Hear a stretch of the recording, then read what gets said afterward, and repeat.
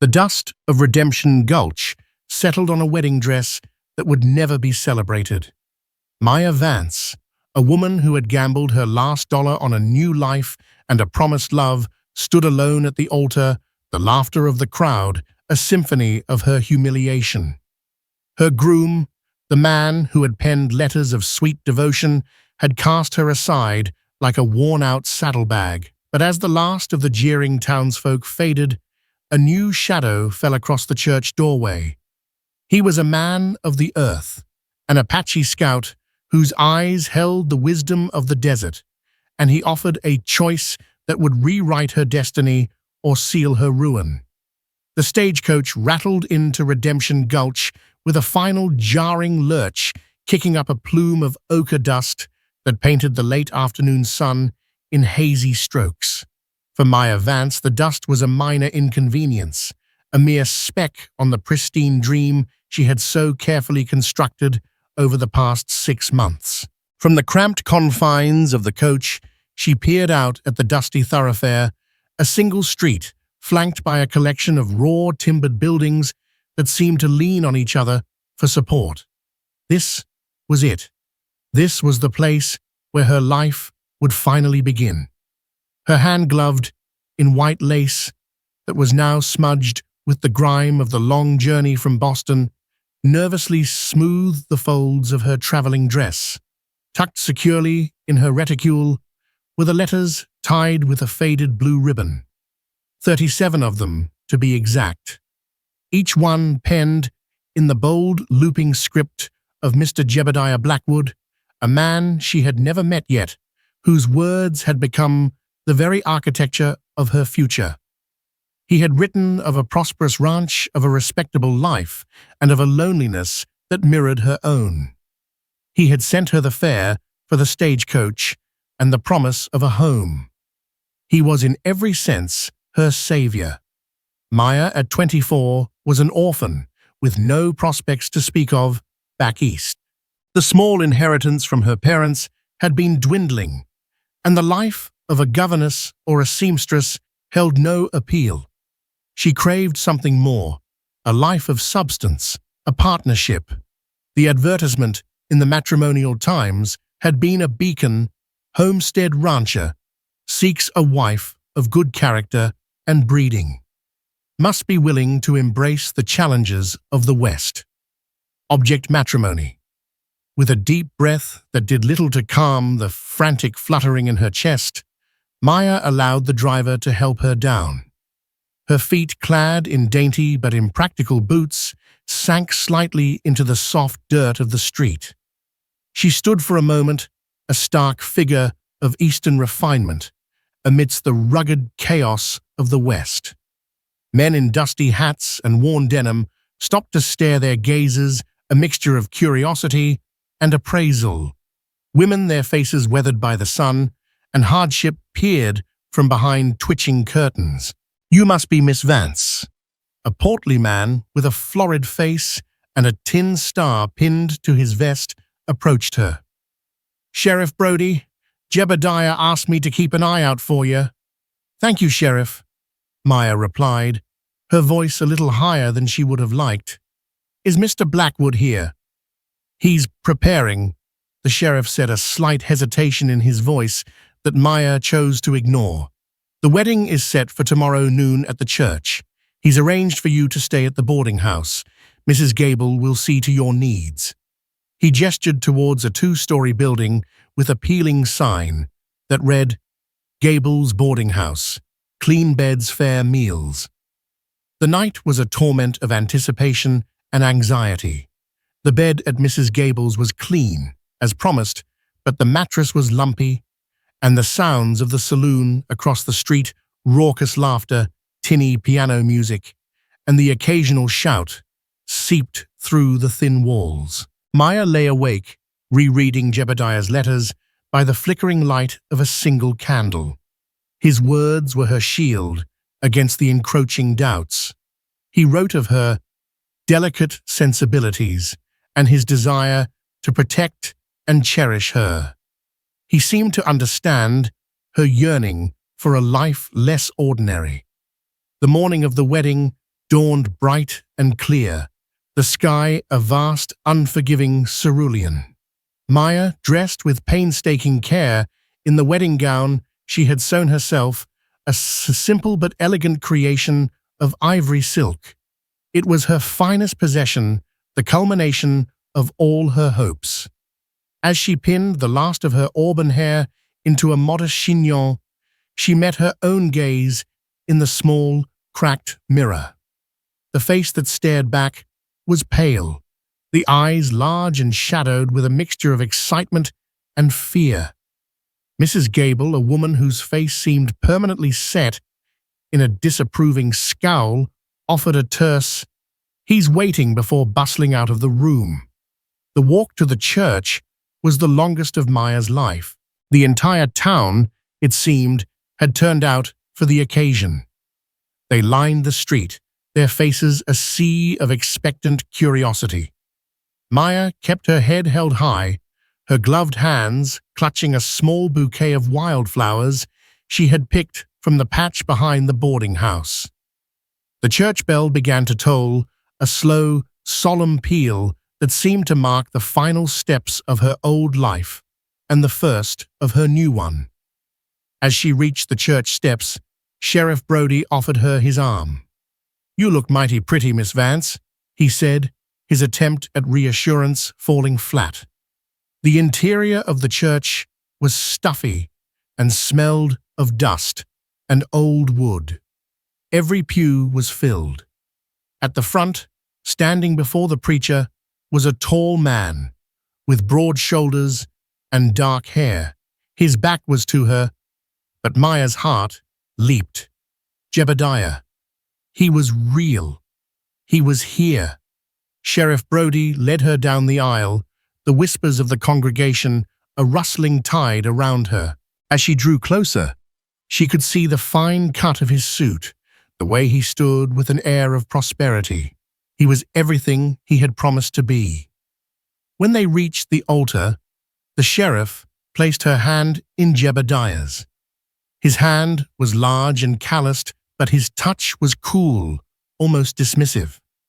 He turned to face her, and for the first time, Maya looked into the eyes of her intended. They were not the warm, kind eyes she had imagined. They were a cold, calculating grey, and they swept over her with an expression that was not adoration, but disdain. A handsome face, to be sure, with a square jaw and a neatly trimmed moustache, but it was a face devoid of any of the emotion she had read in his letters. A knot of ice formed in the pit of her stomach. "Friends, family, citizens of Redemption Gulch," the preacher began, his voice booming in the small space. "We are gathered here today to unite this man, Jebidiah Blackwood, and this woman, Maya Vance, in the holy bonds of matrimony." Maya's gaze remained fixed on Jebidiah, searching for some flicker of the man who had wooed her from across a continent. She found none. He looked not at her, but over her shoulder, a faint, cruel smile playing on his lips. The preacher continued, "If anyone can show just cause why they may not be lawfully joined together, let them speak now or forever hold their peace." The traditional pause hung in the air, thick and heavy. Maya's heart hammered against her ribs, a frantic drumbeat of impending doom. And then Jebidiah spoke. His voice was clear and strong, carrying to every corner of the church. "I can." A collective gasp swept through the congregation. The preacher's jaw dropped. Maya felt the blood drain from her face. Jebidiah released her hand as if it were a venomous snake. He took a half step back, creating a chasm between them that felt as wide as the plains she had just crossed. "I cannot marry this woman," he announced, his voice ringing with a theatricality that turned Maya's blood to ice. He pointed a damning finger at her. "I have been deceived. This creature is not the woman she purported to be in her letters." What are you saying?" Maya whispered, her voice a fragile thread in the suffocating silence. "I am saying," Jebidiah boomed, "that I was led to believe I was corresponding with a woman of means, a woman with a substantial inheritance. I have since learned that Miss Maya Vance is in fact a pauper, a common gold digger who sought to ensnare me with her flowery words and false promises." The accusations struck Maya with the force of a physical blow. She stumbled back, her hand flying to her mouth. It was a lie, a monstrous, baseless lie. She had never once mentioned an inheritance.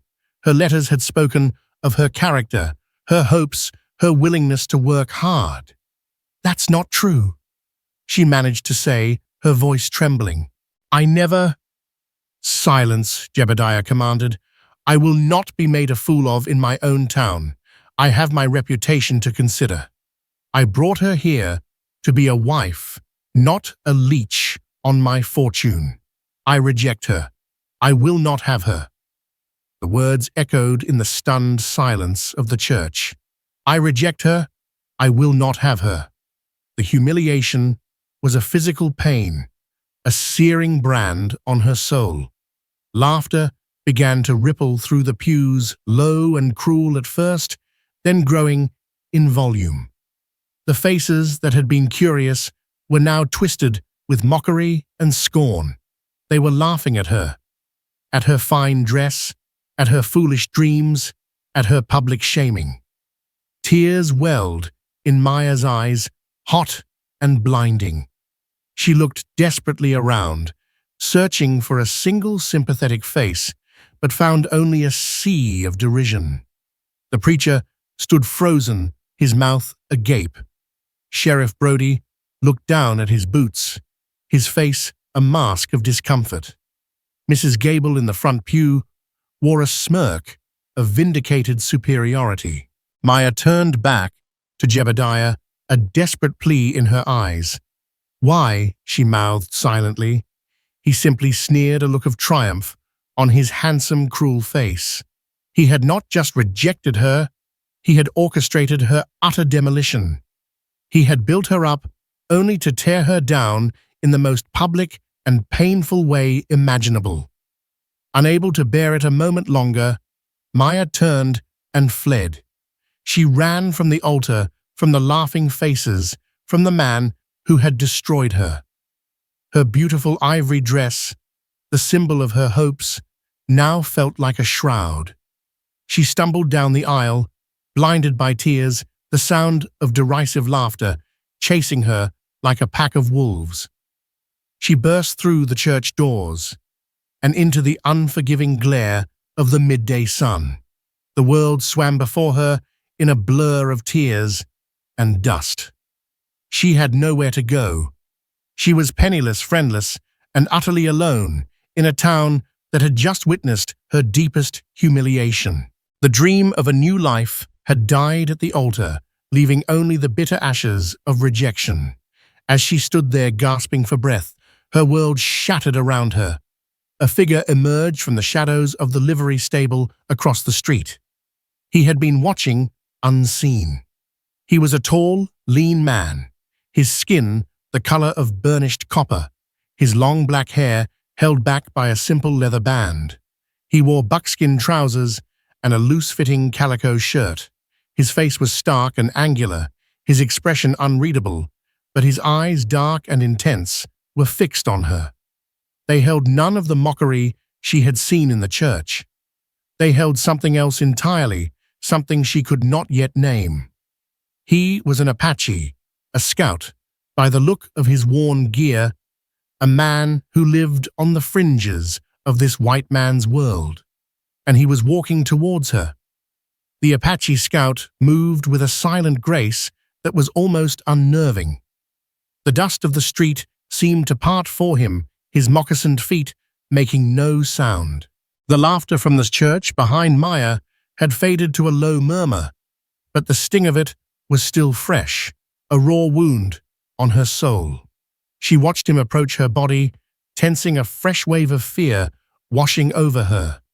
She knew of the Apache only through hushed, fearful stories told back east, tales of savages, of brutal raids, and untamed wildness. He stopped, a respectful distance from her, his dark eyes taking in her tear-streaked face, her trembling hands, her ruined wedding dress. He said nothing, simply stood there, a silent sentinel in the harsh sunlight. His stillness was a stark contrast to the emotional tempest raging within her. "What do you want?" Maya finally choked out, her voice raspy with unshed tears. She half expected him to mock her as well, to add his own brand of scorn to her public disgrace. The man's gaze was direct, unwavering. When he spoke, his voice was low and resonant, with a cadence that was foreign to her ears, yet carried a strange, calming quality. "They shamed you," he said.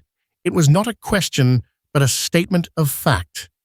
Maya flinched, wrapping her arms around herself as if to ward off another blow.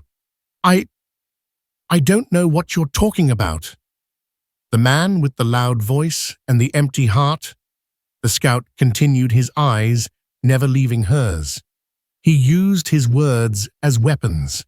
He sought to break your spirit.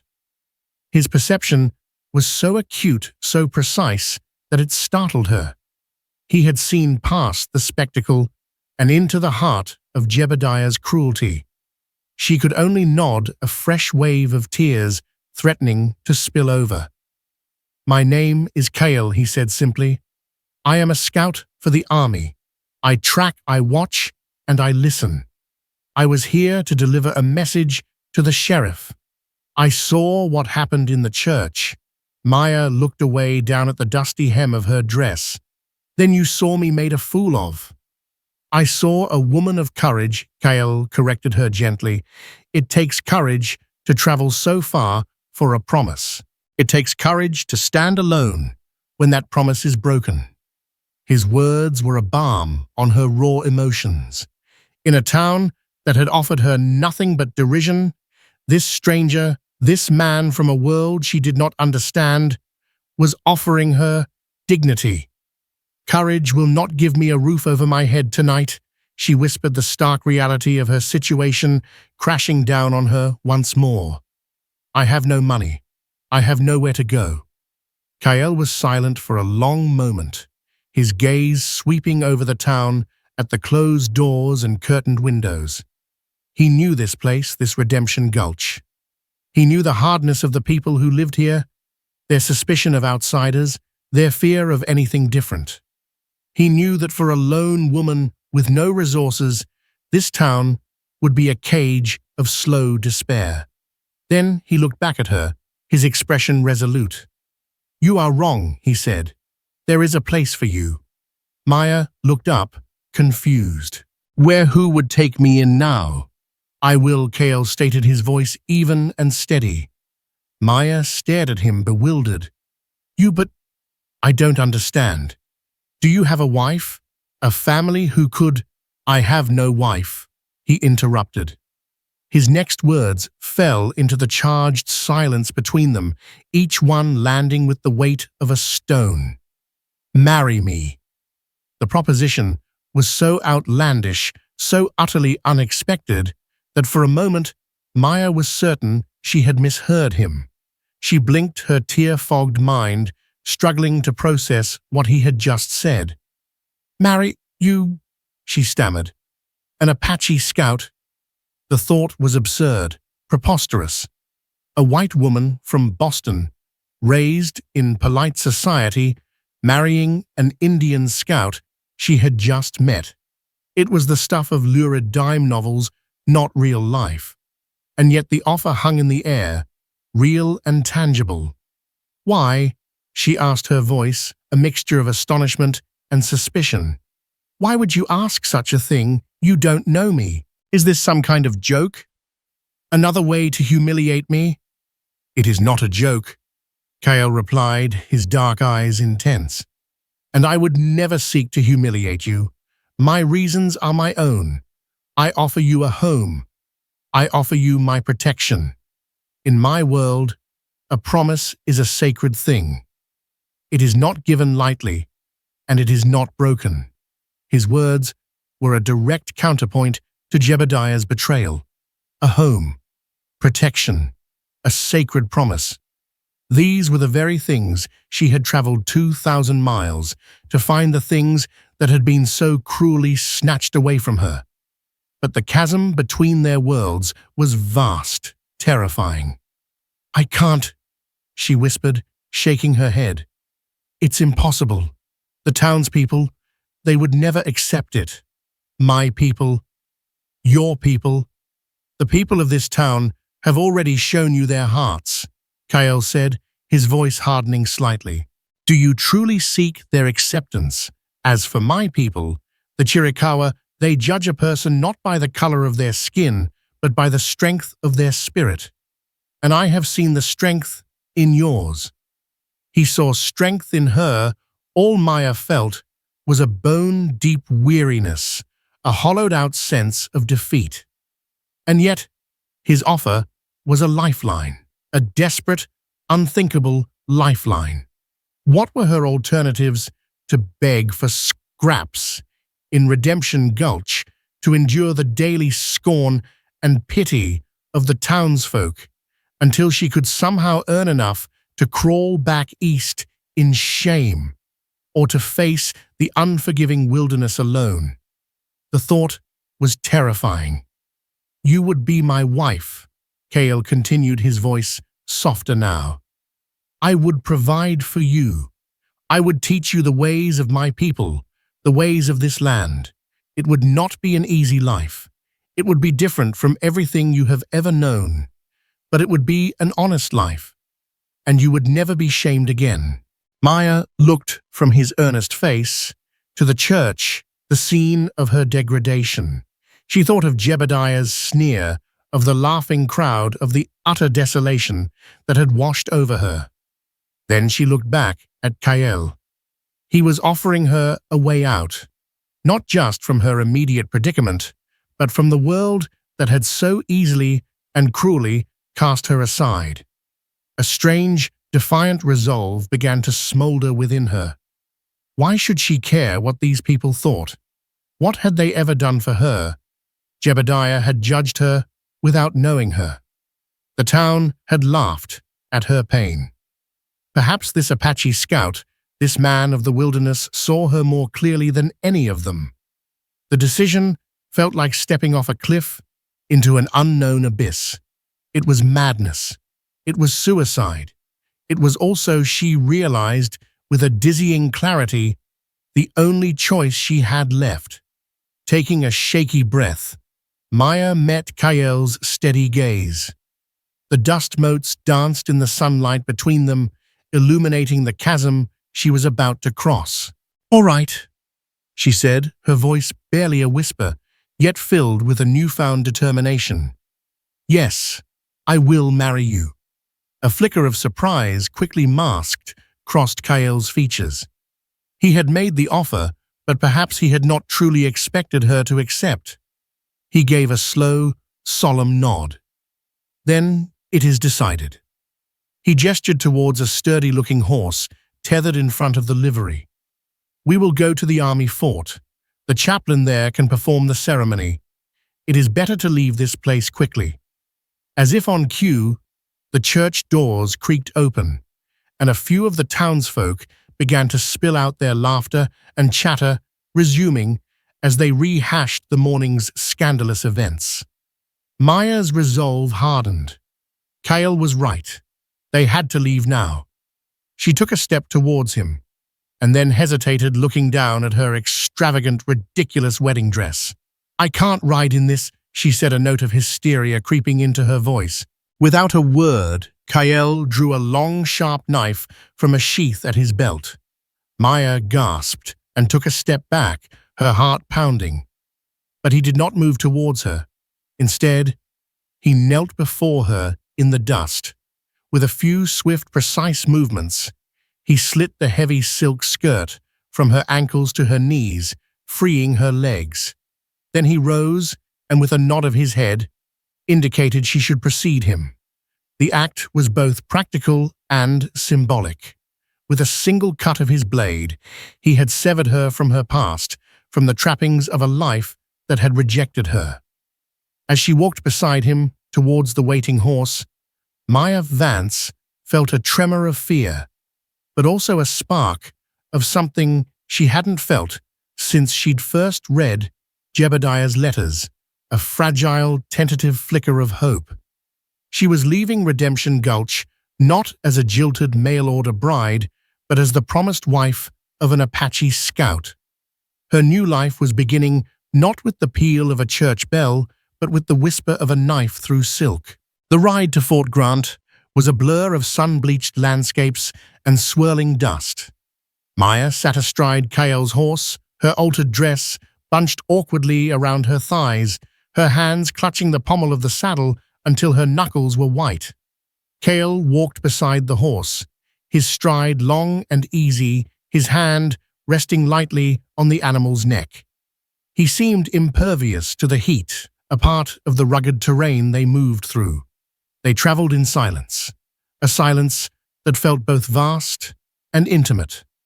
Maya's mind was a maelstrom of conflicting emotions. The humiliation of the morning was a fresh, throbbing wound, but beneath it, a strange sense of liberation was taking root. She had made an impossible choice, a decision born of desperation, and yet, with every step that took her further from Redemption Gulch, she felt a weight lifting from her shoulders. She stole glances at the man walking beside her. His profile was sharp and noble, his eyes constantly scanning the horizon, reading the subtle language of the land. He was a mystery, a man of two worlds, and yet belonging to neither. He scouted for the white soldiers, yet he was Apache. He had offered her marriage, a sacred bond in her world. But what did it mean in his? The fort appeared as a low smudge on the horizon, gradually resolving into a collection of adobe buildings surrounded by a palisade wall. The sight of the American flag snapping in the wind should have been reassuring, but it only served to heighten Maya's sense of displacement. She was about to bind herself to a man who was often at odds with the very people this fort represented. Kael led her through the main gate, drawing curious stares from the soldiers who lounged in the shade of the barracks. They noted Maya's fine but ruined dress, her tear-stained face, and the stoic Apache who guided her. Whispers and speculative glances followed them as Kael led the horse to the chaplain's quarters. Chaplain Miller was a kind-faced man in his late 50s, his blue eyes crinkling at the corners when he smiled. The smile faltered, however, when Kael explained their purpose. "You wish to be married?" the chaplain asked, his gaze shifting from Kael's impassive face to Maya's pale one. "Son, are you certain about this, and you, Miss Vance?" Maya supplied, her voice quiet. "Maya Vance. And yes, I am certain." The chaplain sighed, running a hand through his thinning grey hair. "This is highly irregular. Kael, you know the sentiment in these parts. A marriage like this will not be easy for either of you." "We are aware," Kael said, his tone leaving no room for argument. "We ask only that you perform the ceremony." Chaplain Miller looked at Maya, his eyes filled with a paternal concern. "Child, have you truly considered what this means? The life you are choosing?" Maya thought of Jebidiah's sneering face and the cackling laughter of the townspeople. She thought of her empty pockets and her even emptier future. Then she looked at Kael, who stood solid and unwavering beside her. He had offered her a hand when the rest of the world had offered her scorn. "I have," she said, her voice firm. "Please, chaplain, I wish to marry him." Seeing her resolve, the chaplain relented. He led them into his small Spartan chapel, where the only adornments were a simple wooden cross and a few rows of rough-hewn benches.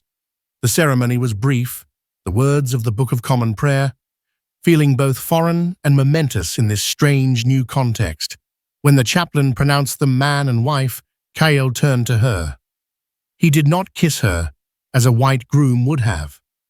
Instead, he took her hand, his calloused fingers gently enveloping hers. He held her gaze for a long, silent moment, and in the depths of his dark eyes, Maya saw a flicker of a vow that went deeper than the words spoken by the chaplain.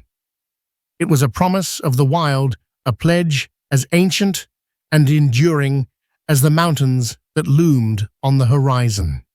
Their first home was not a house, but a canvas tent, pitched on the outskirts of the fort, in the area designated for the scouts and their families. It was a world away from the Boston brownstone where Maya had grown up, and even further from the comfortable ranch house Jebidiah had described in his letters. The furniture consisted of 2 bedrolls, a few cooking pots, and a small, crackling fire that Kale expertly coaxed to life. As dusk settled, painting the sky in fiery strokes of orange and purple, the reality of her new life began to sink in. She was married to an Apache Scout. She was living in a tent. She had traded her dreams of civilized comfort for a bedroll on the hard ground. A wave of panic and regret washed over her. What had she done? Sensing her turmoil, Kale spoke, his voice pulling her back from the edge of despair. "You are hungry," he said, handing her a tin plate with a piece of roasted rabbit and some fire-blackened corn. She ate in silence, the simple food more satisfying than any meal she could remember. As she ate, she watched him. He moved with an economy of motion, his every action purposeful. He cleaned their plates with sand and water, banked the fire for the night, and checked the tethers on his horse. There was a quiet competence about him that was both reassuring and intimidating. Later, as they lay on their separate bedrolls, on opposite sides of the small tent, the awkwardness between them was a palpable thing. He was her husband, yet he was a complete stranger. "Kale," she whispered into the darkness, the sounds of the desert night. The chirping of crickets, the distant howl of a coyote, pressing in around them. "I am here," he replied, his voice a low rumble. "Why did you do it?" She asked the question that had been burning in her mind all day. "Why did you marry me? You said you had your reasons."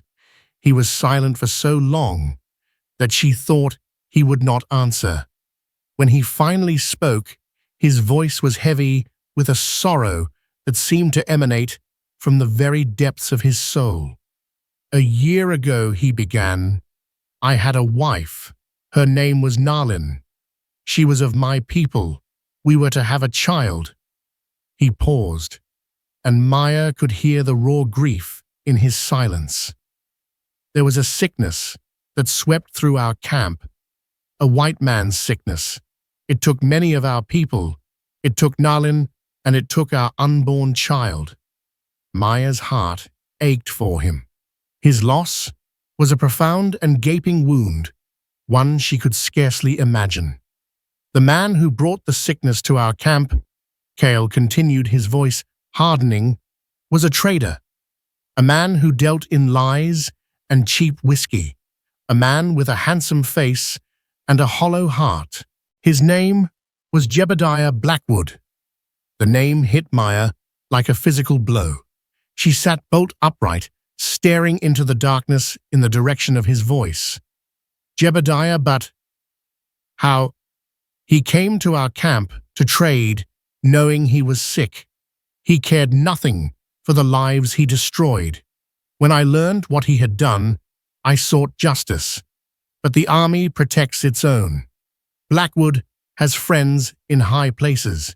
He is a wealthy man, a powerful man. To them, the lives of a few Apache are worth nothing." The pieces of the puzzle began to click into place, forming a picture that was far more sinister than Maya could have imagined. Jebidiah's sudden cruelty, his public denunciation of her, it hadn't just been about money. When I saw you today, Kale's voice was low, intense. When I saw what he did to you, I saw him trying to destroy another innocent life. I saw him shaming you, breaking your spirit, just as he broke my world. And I could not let it happen again. So you married me? To save me, Maya whispered, her mind reeling.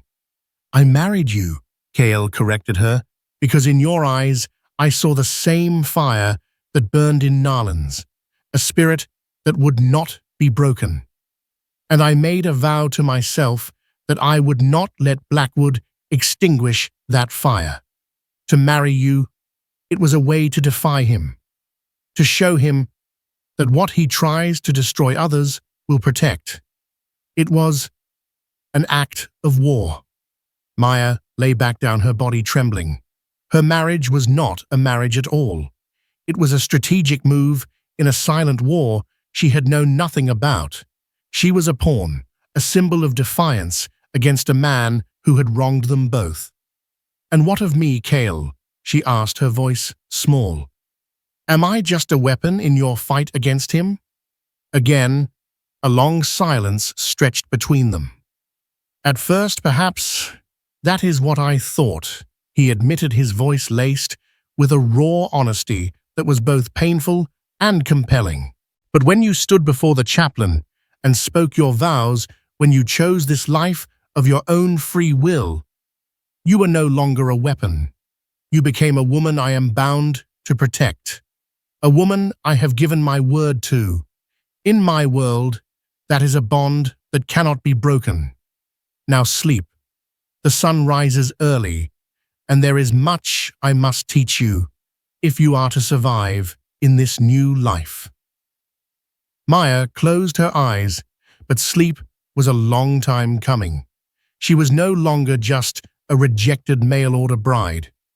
She was the wife of an Apache Scout, a symbol of defiance, and a player in a dangerous game of revenge. Her world had just become infinitely more complicated and infinitely more perilous. The days that followed were a whirlwind of learning and adaptation. Kale was a patient, if taciturn, teacher. He taught Maya how to track game, how to find water in the arid landscape, how to distinguish edible plants from poisonous ones. He taught her to ride the horse, not like a Boston lady, but like an Apache woman with balance and confidence. He taught her a few words of his language, the melodic sounds, feeling strange and wonderful on her tongue. Maya, for her part, was a surprisingly adept student. The grief and humiliation of her rejection had forged a new resilience in her. She shed the skin of the delicate Eastern flower she had once been and discovered a strength she never knew she possessed. Her hands, once soft and manicured, became calloused and capable. Her face, once pale, was now tanned by the sun. She learned to read the sky, to feel the subtle shifts in the wind, to listen to the whispers of the desert. Their relationship remained one of quiet respect and distance. They were husband and wife in name, but they lived as companions, partners in survival. The ghost of Kale's first wife, Narlan, and the shadow of Jebidiah Blackwood lay unspoken between them. Maya found herself thinking of Kale's loss, often the depth of his sorrow, a silent undercurrent to their daily lives. She also found herself thinking of Jebidiah, not with the heartbroken longing of a jilted bride, but with a slow, burning anger. Kale had given her a new lens through which to see the man, and she now saw him not as a lost love, but as a monster cloaked in civility. One evening, as they sat by their fire, Kale was cleaning his rifle, his movements precise and methodical.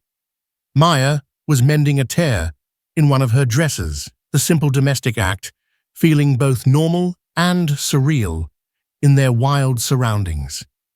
"He will not let this go," Kale said suddenly, his voice breaking the comfortable silence.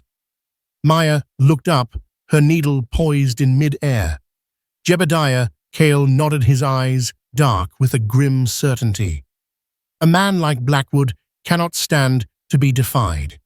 He sought to destroy you, to make an example of you.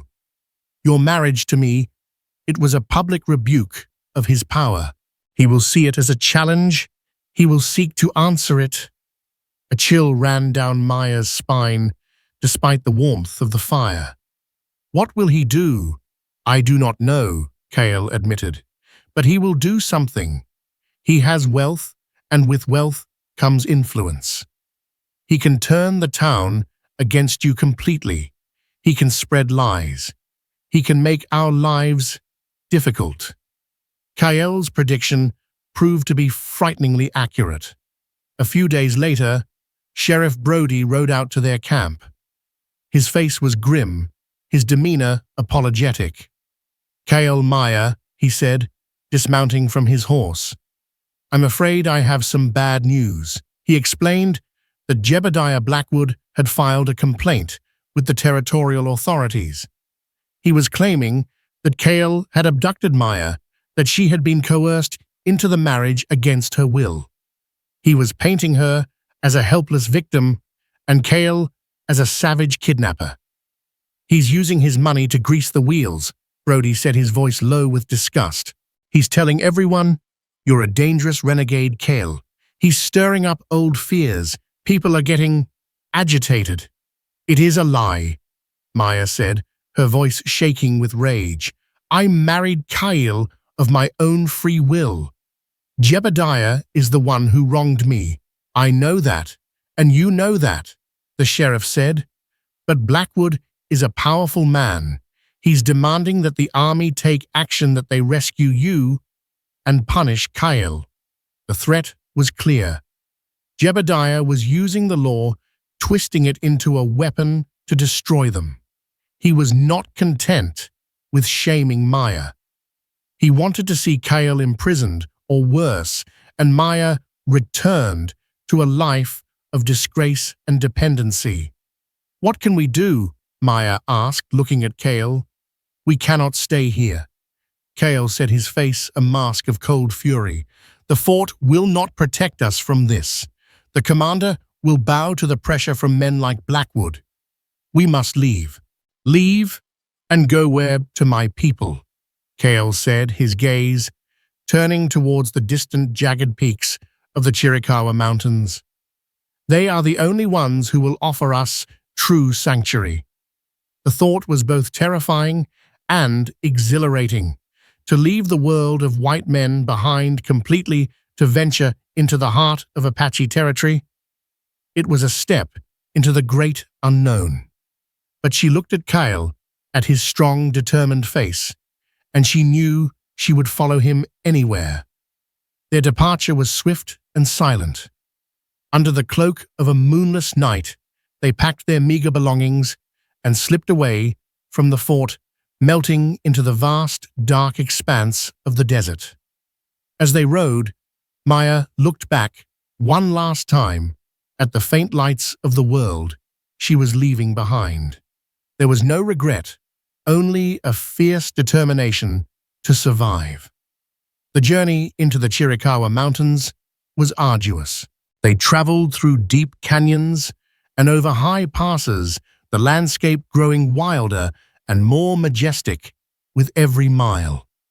For the first time, Maya saw the world through Kael's eyes, a world of breathtaking beauty and deadly peril. He moved through it with a confidence that was born of a deep, intimate knowledge of the land. After several days of travel, they arrived at the Apache camp. It was not the savage, chaotic place she had imagined from the stories she'd heard. It was a collection of wiki-ups domed huts made of brush and hide, nestled in a hidden valley beside a clear, running stream. The air was filled with the scent of pine and wood smoke, the sounds of children laughing, and the rhythmic beat of a distant drum. Their arrival, however, was met with suspicion. The Apache, the Churikawa, had suffered much at the hands of the white man. They looked at Maya, this white woman in their midst, with distrustful eyes. An elder of the tribe, a man with a face like a weathered map of the mountains, approached them. His name was Cochise, and his authority was absolute. Kael spoke to him in the Apache language, his voice respectful but firm. He told them of Jebidiah Blackwood, of the broken promise of their marriage. He spoke of the threat they faced and of his decision to bring his wife to the safety of his people. Cochise listened in silence, his piercing black eyes fixed on Maya. When Kael had finished, the old chief turned his gaze to her. He spoke in Apache, and Kael translated. He asks why a white woman would choose to live among the people, Kael said. He asks if your heart is true. Maya knew that her answer would determine their fate. She looked directly at Cochise, her fear giving way to a strange sense of clarity. Tell him, she said to Kael, her voice clear and strong, that the world I came from cast me out because I had no money. It judged me without knowing my heart. Tell him that your world, the world of the Apache, has offered me a home and a husband who values courage over coin. Tell him my heart is true to the man who saved my spirit when others tried to break it. Kael translated her words, his voice ringing with a pride that he could not conceal. Cochise listened, his expression unreadable. He studied her for a long, silent moment, a moment that stretched into an eternity. Then he gave a slow, deliberate nod. He says, Kael translated a note of profound relief in his voice, that any enemy of Jebidiah Blackwood is a friend of the Churikawa. He says that the wife of Kael is welcome among the people. You may stay. The acceptance was a victory, but a fragile one. Maya knew that she would have to earn her place here, that she would have to prove herself not just to Cochise, but to all of the Apache. But as she stood in the heart of the Churikawa stronghold, with Kael by her side, she felt a sense of belonging that she had never known before. She was no longer Maya Vance of Boston, nor was she the jilted bride of Redemption Gulch. She was the wife of Kael, a woman of the people, and she was ready to fight for her new life no matter what it took. Life among the Churikawa was a world away from everything Maya had ever known. It was a life dictated by the seasons, by the movement of the game, by the rising and setting of the sun. The Apache women, initially wary of her, slowly began to accept her. They taught her their crafts, how to tan hides until they were soft as velvet, how to bead intricate patterns onto buckskin, how to cook with the plants and roots of the mountains. Maya, in turn, shared her own skills. She taught some of the women to read and write using charcoal on flat stones. She showed them how to use her needle and thread to mend clothes with a finesse they had never seen. A quiet, mutual respect began to grow. Her relationship with Kael deepened as well. In the shared intimacy of their wiki-up, in the long hours spent together exploring the mountains, the distance between them began to dissolve. They talked for hours, by the fire, sharing stories of their pasts, their hopes, their fears. Maya learned of Kael's childhood, of the traditions of his people, of the profound spiritual connection they had with the land.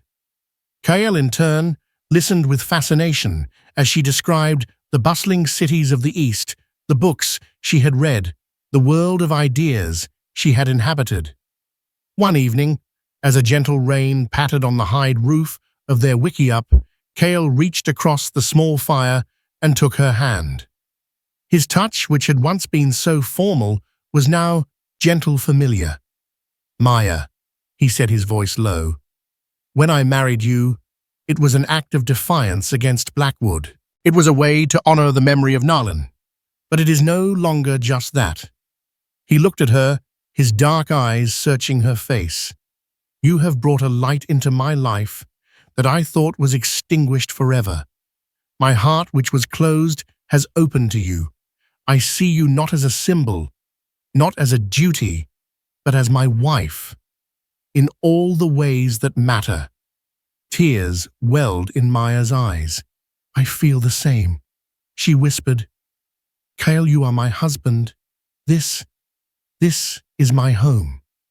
In that moment, the last of the ghosts between them seemed to fade away. The marriage that had been born of desperation and revenge had blossomed against all odds into a partnership of genuine love and affection. But the shadow of their past was long, and it was about to fall upon their newfound happiness. One day, a young Apache Scout returned to the camp, his horse lathered and his face grim. He brought news that sent a ripple of alarm through the tribe. Jebidiah Blackwood, enraged by their disappearance and fueled by a thirst for vengeance, had raised a posse of hired guns. He was leading them into the Churikawa Mountains, ostensibly to rescue the captive white woman. But his true intent was clear: to exterminate the Apache who had dared to defy him. A council of war was held. The elders, led by Cochise, debated their course of action. Some argued for a direct confrontation, for meeting Blackwood's aggression with Apache fury. Others, more cautious, argued for evasion, for melting away into the high country where no white man could follow. Kale, his face set like stone, listened to the arguments. Then he spoke, his voice ringing with a cold, clear anger. "This is my fight," he said. "Blackwood's quarrel is with me. I brought this trouble to our people. I will be the one to end it." "You will not face him alone," Cochise said, his voice firm. "He comes for all of us. We will face him together." But Kale had another idea, a plan that was both daring and dangerous. He knew Blackwood's arrogance, his overconfidence. He proposed to lure Blackwood and his men into a narrow, winding canyon, a place where their numbers would be a disadvantage, a place where the Apache could use their knowledge of the terrain to their advantage. It was a risky plan, but it was their best chance. The trap was set. A small group of Apache warriors led by Kyle would act as decoys, leading Blackwood's posse into the canyon. The rest of the warriors would be hidden on the canyon rims, waiting for the signal to spring the trap. Maya's heart was in her throat as she watched Kyle prepare for battle. He painted his face with the traditional symbols of war, his expression grim and focused. She wanted to beg him not to stay with her where it was safe, but she knew she could not. This was his duty, his reckoning. She approached him as he was checking the cinch on his saddle. "Keel," she said, her voice trembling slightly. He turned to her, his painted face softening when he saw the fear in her eyes. "I will return," he said, his voice a low, fierce promise. He took her face in his hands, his thumbs gently caressing her cheeks. "You have taught me that my heart can live again, Maya. I will not let him take that from me." He leaned in and kissed her, a deep, passionate kiss that was a promise of return, a vow of love in the face of death. Then he was gone, mounting his horse and disappearing into the trees with his warriors. Maya spent the day in a torment of anxiety. She, along with the other women and the children, had been moved to a safer, more hidden location. She could hear the faint, distant sounds of gunfire echoing through the canyons, each shot a fresh stab of fear in her heart. The battle, when it came, was swift and decisive. Blackwood, blinded by his arrogance, rode headlong into the trap. When he and his men were deep within the narrow canyon, the trap was sprung. Arrows rained down from the cliffs above, and Apache warriors seemed to materialize from the very rocks themselves. Blackwood's posse A collection of hired thugs with no real stomach for a fight was thrown into chaos. Kale, however, had eyes only for one man. He spurred his horse through the melee, his gaze locked on Jebidiah Blackwood. Blackwood, his face a mask of rage and disbelief, saw him coming. He raised his rifle, but Kale was too fast. He launched himself from his horse, tackling Blackwood and sending them both tumbling to the ground. They rolled in the dust, a tangle of limbs and fury. Blackwood was bigger, heavier, but Kale was faster, stronger, fueled by years of grief and a righteous anger. He disarmed Blackwood, the rifle clattering on the rocks.